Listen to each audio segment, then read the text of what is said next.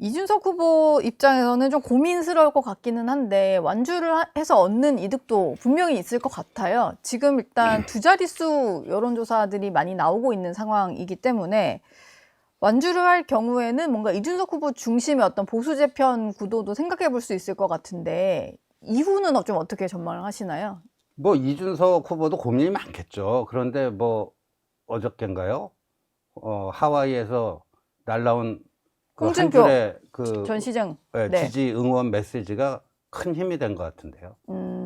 이준석 후보의 완주에 그렇죠. 힘이 된 것 예. 같으세요? 예. 근데 이건 좀 무슨 의미로 올린 거라고 보십니까? 그냥 우리 대한 국민의 평균적 국어 감각으로 보면 이준석 지지 선언이죠. 이준석 지지 선언. 네. 단일화는 하지 말라는 의미일까요? 아니면 단일화를 이준석으로 하라는 의미일까요? 아니, 이준석에게 던지는 표는 사표가 아니고 미래에 대한 투자라고 그랬잖아요. 예. 그러니까 이준석이 당선될 거라고 보지는 않지만 이준석을 위한 미래 투자를 해달라, 그 얘기 아닙니까? 그냥 아니, 미래를 위해서 이준석에게 투표해달라. 이 내 표가 사표가 될 거라는 그런 고민하지 말고 그렇죠. 투자를 위해서 그냥 이준석을 찍어라. 네, 그 얘기죠. 그럼 그 하와이 갔던 분들은 분명히 김문수 후보 지지하겠다라는 얘기를 들었다는 거잖아요. 그 둘 중에 하나죠. 홍준표 시장이 내 마음 나도 몰라 해갖고 그때 뭐 특사 다녀왔을 때는 나 김문수 후보 지지한다고 전해라 그래 놓고 그 사이에 변심을 해갖고 이렇게 됐을 수가 있고, 아니면 홍준표 시장의 마음은 그냥 같은데 그 특사단이 그래도 그 비싼 돈 들여서 거기까지 갔다 왔는데 성과가 꽝이면 안 되잖아요. 그런 식으로 분식을 했을 가능성이 있고. 예. 근데 그런 식으로 분식했으면 가만히 계실 분이 아니니까 뭐 그 네. 말도 맞고 이 말도 맞고 뭐 그런 느낌은 좀 들기는 해요. 글쎄 뭐 홍 어쨌든 시장의 난 마음을, 모르겠고 그냥 둘 다 지지는 하겠고 대선 결과 난 모르겠다 뭐 이런 마음일 수도 있지 않을까. 한동훈 전 국민의힘 대표가 김문수 적힌 네. 옷을 입고 유세에 나선 게 또 화제가 되는 그런 상황이던데 요즘에 좀 적극적으로 유세하시는 것 같아요. 이길 수 있다라는 생각이 그렇죠. 드신 겁니까? 지금 뭐 부산부터 지금 동남풍을 그 쫙 끌고 왔잖아요. 부산 찍고 대구 찍고 청주 찍고 원주 찍고 이제 어제는 서울에서 했고요. 예. 근데 자꾸만 뭐 김문수 이름 적히지 않은 거 입고 나왔다 그거 가지고 억가를 하는데 그거를 누가 만든 거죠?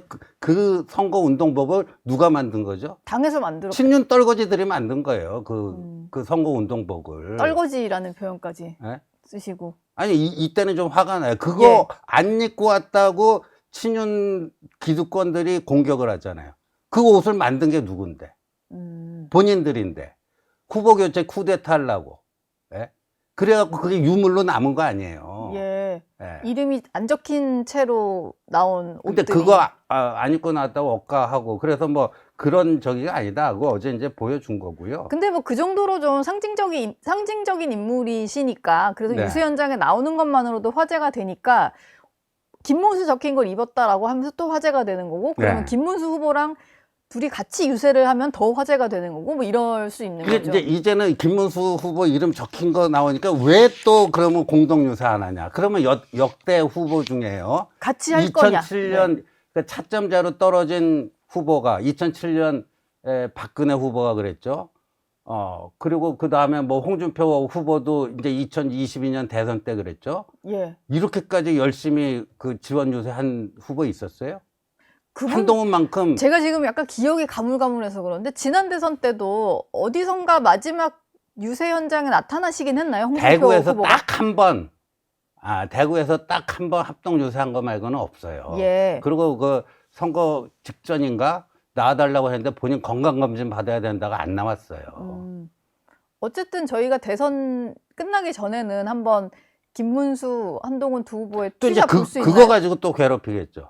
그러니까 무슨 당비 10,000원 괴롭히는 내고. 건 아니고 그냥 관심 있어서 여쭤보는 아니, 거예요. 그러니까 지금 일부 언론에서는요, 한덕수, 홍준표, 한동훈이 다 비협조하고 김문수 지지율 상승에 뭐 제약이 있다 그러는데 그거를 어떻게 한동훈을 탈당하고 망명 골프 치러 간 홍준표. 예. 그 다음에 새벽 3시에 꼴랑 10,000원 당비 내고 기습적으로 후보 등록한 한덕수. 그래 놓고 지금 자연인 선언했잖아요. 이런 사람하고 어떻게 그냥 같이 얘기하는 거는 그것도 말이 안 되죠.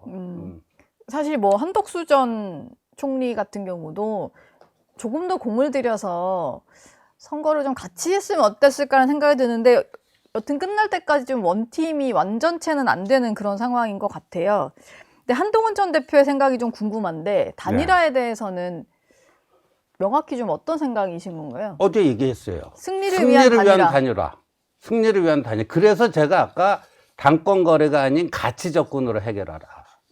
구체적인 해법 제시하는 거 아닙니까? 근데 이준석 후보는 그런 식의 당권 거래 얘기 들은 건 없다고 하시던데요? 이동훈 단장만 얘기를 하시고. 이준석 후보 워딩이 그런 겁니다. 당권을 주겠다고 한 사람은 없었지만 당에서 역할 해달라. 그러면 적극 돕겠다는 말은 들었다. 그 얘기가 그 얘기죠. 아니, 선수들끼리는요. 그렇게 얘기하면 그게 뭐라는 거 다 알아요. 예. 당권이 누구의 소유물이 사유물이 아니니까 줄 수는 없죠. 그러나 네가 우리 당에 들어와서 역할한다. 역할이라는 건 뭐예요? 당대표 뛰어 들어봐라. 적극 돕겠다. 그 얘기가 그 얘기죠. 근데 뭐 단일화를 해야 되면 지금 네. 뭐 공동정부 구성 얘기까지도 좀 나오는 상황이고 하면 뭐 이런저런 말들이 뒤에서 오갈 수는 있는 거 아닌가요? 그걸 너무 뭐 막 엿바꿔먹기 이런 식으로만 보는 아니죠. 당권으로 유인을 했다 그러면요. 예. 그거는 뭐 그거는 후보 매수죄예요. 어차피 주지도 못한다는 거잖아요. 그거는 형사처벌 대상이 될 수 있습니다. 예. 후보 매수죄예요. 그렇기 네. 때문에 그 누구도 명확히 얘기를 하진 않았을 것 같아요. 그렇죠. 예. 네. 그냥 약간 뉘앙스가 그렇다는 거지. 어쨌든 당에 들어와서 좀 힘을 합쳐보자 뭐 이런 얘기들인 것 같은데 정말 단순하게 그냥 들어오는 것 이것만으로는 안 되고 아까 말씀하셨던 그 선결 조건들이 좀 해결이 돼야 실제로 시너지가 나는 단일화일 수 있다. 그렇죠. 그래서 지금 이제 그 김문수 후보는 뭐 선거 유세 현장 다니라고 바쁘고 지금 당 사무를 친윤 기득권들이 꽉 잡고 지금 하고 있는데 요 며칠 사이에도 정말 이거는 그 억지로 의심하는 게 아니라 너무도 수상한 일들이 벌어지고 있는데 네. 저희 당에서요 금, 토, 일 3일 여론조사를 했는데 이게 보면은요 당 여론조사요? 그 예. 자체적으로 돌려보는 건가 보네요. 이게 그 여론조사 저도 이제 그 받아봤는데 이게 대선을 앞두고 일반 국민 대상으로 대선용 여론조사를 하는 거로 그 모양이 잡혀 있어요. 네. 설문이라든가 네. 투표할 의향이 있는가를 묻고 그 어느 후보를 지지하는가 이걸 물어요. 이러고 묻는데 어저께 이제 그 여론조사를 실무적으로 기획하고 주도한 박대출 사무총장이 저한테 전화가 왔어요. 제가 무슨 페이스북 글에 이거 좀 수상한 여론조사다 이런 글을 올렸더니 네. 왔는데 그게 보니까 박대출 사무총장도 인정한 게 일반 국민 여론조사가 아니고 70몇만 저희 당 책임당원 조사였어요. 당원 상대로 한 조사 할 수도 있잖아요. 아니 그런데 그래서 제가 물어봤죠. 이제 박대출 사무총장에게 네. 역대 대선에서 이렇게 대선을 코앞에 앞두고 이런 식의 책임당원 성향조사를 한 적이 있느냐. 나는 없는 걸로 알고 있다. 있으면 얘기해봐라. 답을 못해요. 네. 답을 못하고 그래서 그럼 이거 왜 하는 거라고 보시는 거예요? 그러니까 이제 지금 당원들 사이에서요. 저도 이제 그런 쪽으로 합리적 의심을 갖게 됐는데 이 70몇만 명 책임당원들의 정치적 성향, 특히 저희 당내가 좀 복잡하잖아요. 네. 여러 가지 그 개파적인 개파가 나뉘어 있죠. 예, 그러면 그 개파 갈등에 있어서 이 당원의 입장은 무엇인지. 그러니까 쉽게 얘기해서 명태균식 그 당원 그 로 데이터. 그러니까 그 당시에 그 2021년 대선 후보 경선 당시에 홍준표 그 측근으로부터 당원 명부를 받아서 명태균 씨가 작성하는 게 이 당원별로 누구 후보를 지지하는지 그 로 데이터를 만들어 가지고 그걸 나중에 여론조사 조작하는 데 이용을 합니다.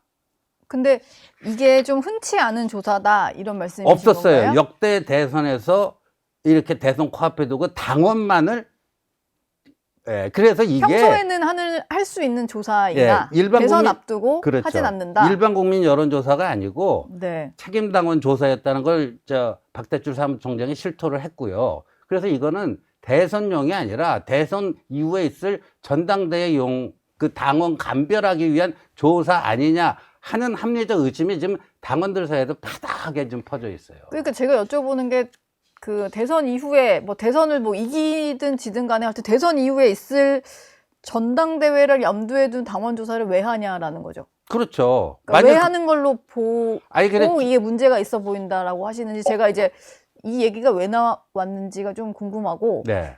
어떤 의심을 하시기에 이거에 대해서 좀 얘기를 하시는 건지가 궁금해서 여쭙는 거예요. 그게 이제 바로 명태균식 여론조사 조작 기법의 일환 아니냐. 네. 그걸 위한 로 데이터를 만들기 위해서 이걸 하는 게 아니냐. 그러니까 앞으로 특정인이 당 대표가 되는 걸 막거나 혹은 그렇죠. 특정인을 당 대표로 만들기 위한 작업이 진행되는 거 아니냐 이런 말씀이신 거죠? 그렇죠. 예. 그 더군다나 또 이런 것도 있어요. 이게 안심번호 사용 여부가 지금 확인이 돼야 되는데요. 예. 만약에 안심번호를 사용하지 않고 실제 전화번호를 그 Y 리서치라고 하는데 거기다 넘겨서 했다면요. 이 개인정보보호법 위반 소지가 있습니다. 지금 이 얘기는 아마 대선 이후에 대선이 뭐 다음 주니까요. 끝나고 나서 한번 다시 좀 해봐야 될 것 같아요. 아직은 이제 본선 기간에 들어갔으니까.